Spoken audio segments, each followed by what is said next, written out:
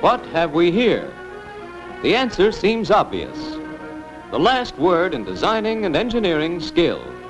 The ultimate in magnificence for his royal personage, the American car buyer. Creations that seem unsurpassable in their appointments. Engines of seemingly matchless performance and efficiency. Automobiles that apparently leave nothing to be desired. Motor cars of which one might almost say, here, ladies and gentlemen, is the car of perfection. Imagination cannot design or build anything finer. Here is the complete and final triumph of engineering skill. Upon this achievement, we rest our laurels. Well, nothing could be farther from the truth. These manufacturers haven't even started. You don't believe that? Well, in a way, it's understandable. These cars look like the last word. But let's take a look at the first auto show back in 1901. Maybe you don't think there were plenty of oohs and ahs from the populace when they first laid eyes on these horseless buggies.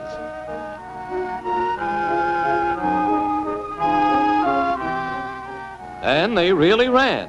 Of course, sometimes they ran more up and down than forward, but they got around. The careening gentleman in the foreground was the first Sunday driver. An historic occasion this.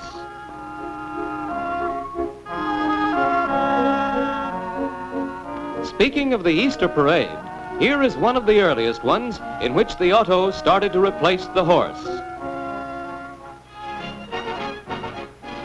The bicycles, too, did not lack for sympathizers who utterly scorned the new motor transportation. Get a horse, cried the bicyclists. And if the truth be known, many an old Dobbin must have said to himself, get a bike.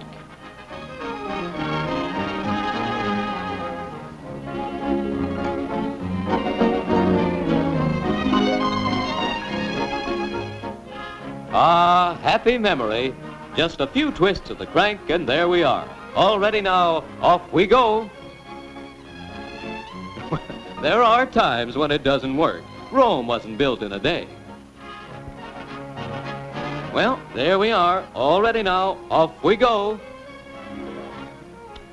And the weatherman said no rain. You see, this proves that the weatherman wasn't right even in those days. Oh, well, this won't take long. We'll have the top up in a jiffy. All right, now, here we go, all together.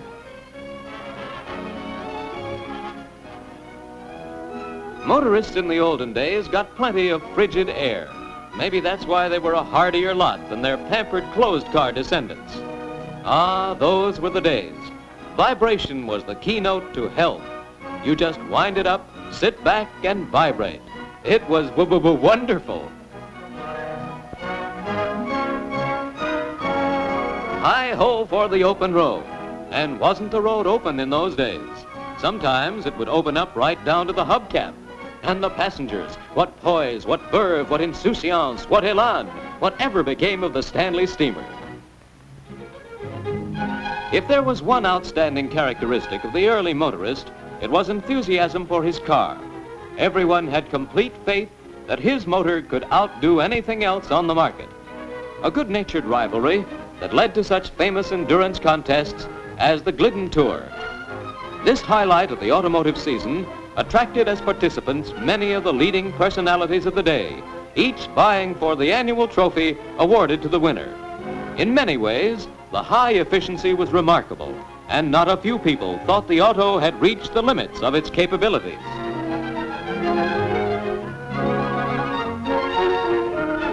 So shrewd and astute a person as Andrew Carnegie, the most celebrated financier of his day, said of his 1905 Winton, "We are greatly pleased with our new Winton. From the very start it has done its work and never failed us. There may be improvements yet to come even in such autos, but it is difficult to see much room for them." This never happened before. It usually goes up just like that. Well, almost like that. Here is a flood of recollections from out of the past. Honored veterans of fond memory. How many can you recall? And the old-time ads. Do you remember?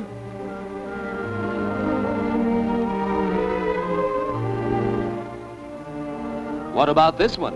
What I can't understand is what they did when it rained. Oh, I catch on. Say, that's good. As you see, the automobiles got better and the ladies' hats vice versa.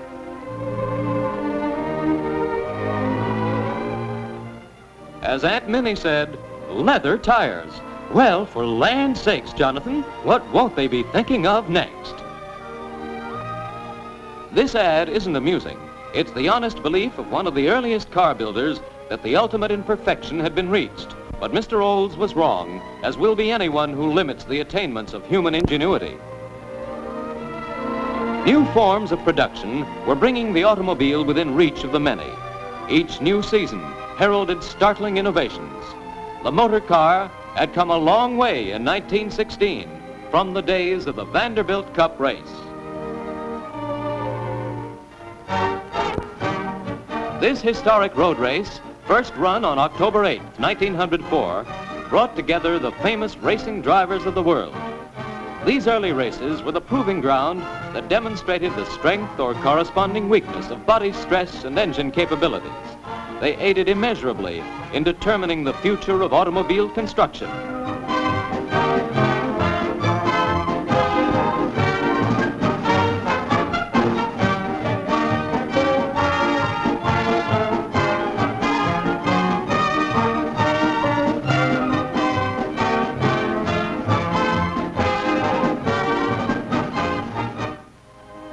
Well, for heaven's sake, press the button on the dashboard. Well, it's been fun looking back at the old days, laughing at the gawky adolescence of the automobile. Yes, maybe it was gawky, but it was splendid too.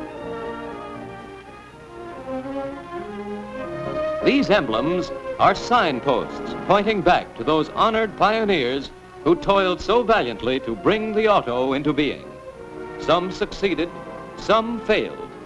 But to all must go the salute of America for their courage and enterprise. They hadn't much to start with, but they persevered. Mistakes were made, setbacks occurred, fortunes were swept away, but always new fortunes and new fighters took up the struggle. As surely as the explorers of history left their mark on civilization, so too have these pioneers of the auto industry.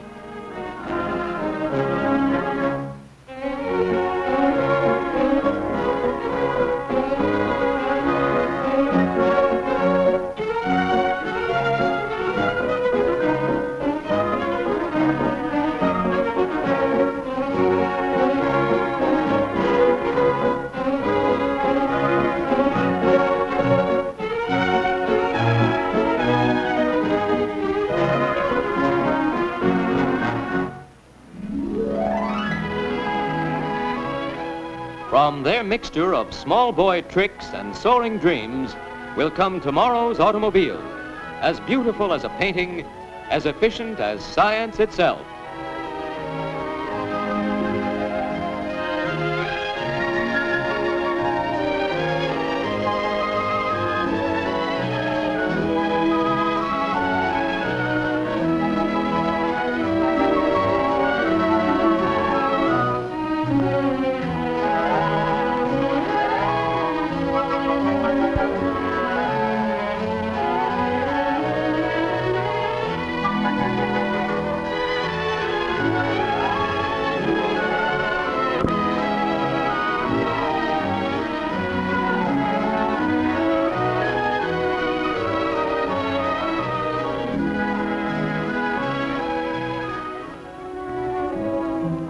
What of the future? The horizon of engineering skill and design is unlimited. Imagination and creative genius have no bounds. There are no frontiers to accomplishment. With the courageous precepts of the pioneers as their beacon, the industry will press ever onward to new glories and new achievements. Hey, on the dashboard, there's a button. You push the button and the top comes up. Oh, well, if you want to do it your way. 45 years it takes them to find that button, and now he won't listen to me. Oh, well.